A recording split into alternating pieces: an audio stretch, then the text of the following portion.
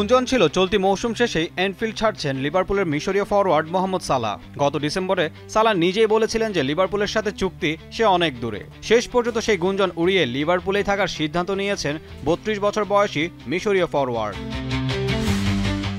৮ মৌসুম ধরে লিভারপুলে খেলছেন সালাহ। ২০১৭ সালে রোমা থেকে লিভারপুলে যোগ দেওয়ার পর ক্লাবটির হয়ে Champions League, Premier League, FA Cup, League Cup ও ফিফা ক্লাব বিশ্বকাপও জিতেছেন। এই ক্লাবে দশক কাটাতে চলা ফরওয়ার্ড মনে করেন তার জীবনের সেরা সময় কেটেছে অল রেডসদের হয়ে। ভক্তদের উদ্দেশ্যে জানান তিনি এখানে থাকতে পেরেও খুশি।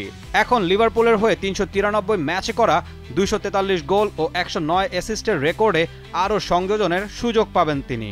২০২৭ সাল পর্যন্ত অল রেডদের সঙ্গেই থাকবেন এই স্ট্রাইকার।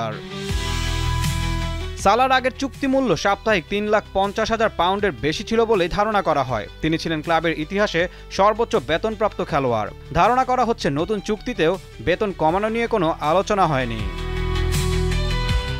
জুনে ৩৩-এ পা রাখতে যাওয়া সালাহ এবার প্রিমিয়ার লিগে ৩১ ম্যাচে করেছেন ২৭ গোল। এখন পর্যন্ত তিনি সর্বোচ্চ গোলদাতা, পাশাপাশি ১৭টি গোলও বানিয়েছেন। সব মিলিয়ে চলতি মৌসুমে ৪৫ ম্যাচে তার গোল সংখ্যা ৩২। লিভারপুল ছেড়ে সালাহ মোটা অঙ্কের চুক্তিতে সৌদি প্রো লিগের দল আল ইতিহাদে যেতে পারেন বলেও খবর বেরিয়েছিল। সেসব খবরের দাবি করা হয়েছিল সালাহকে পেতে ২১৫ মিলিয়ন পাউন্ড প্রস্তাব করেছে দলটা।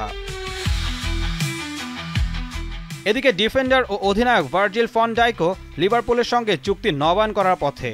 তিনিও নাকি ২০২৭ পর্যন্ত থাকছেন অ্যানফিল্ডে। তার চুক্তি চূড়ান্ত হলেও এখনও আনুষ্ঠানিক ঘোষণা আসেনি। তবে ফ্রি এজেন্টে লিভারপুল ছেড়ে রিয়াল মাদ্রিদে যোগ দিতে পারেন ট্রেন্ট আলেকজান্ডার-আর্নল্ড।